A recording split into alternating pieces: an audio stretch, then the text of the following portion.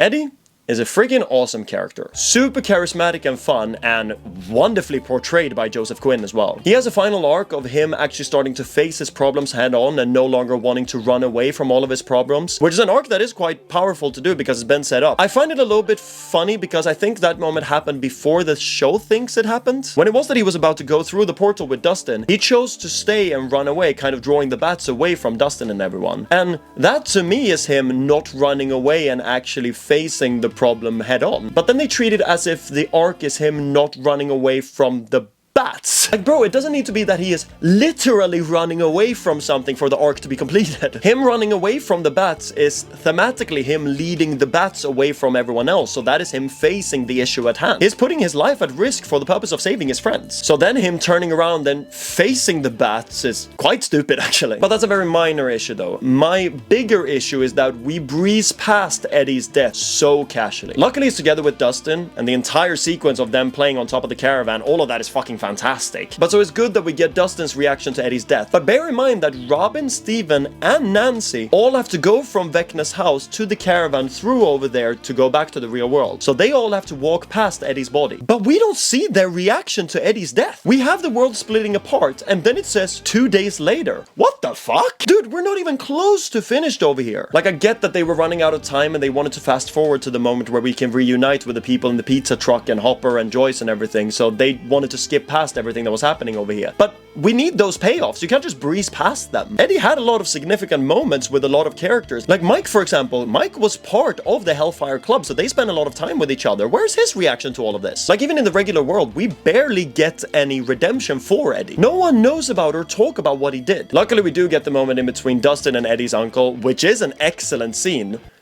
But I just feel like it wasn't enough. They should all be telling the story of how Eddie saved them all. Again, not saying that the public would believe it, but it would have meant something to the character. And also, if you have up to like 10-15 people who are all telling the same story, maybe that would be able to sway some people at least. Because at the moment, the public's perception of Eddie is that he is the leader of the Hellfire Club, which is a satanic cult who sacrificed Chrissy, Fred, and Jason. Which also gets weird when the other members of the club are just allowed to walk free. But yeah, you know.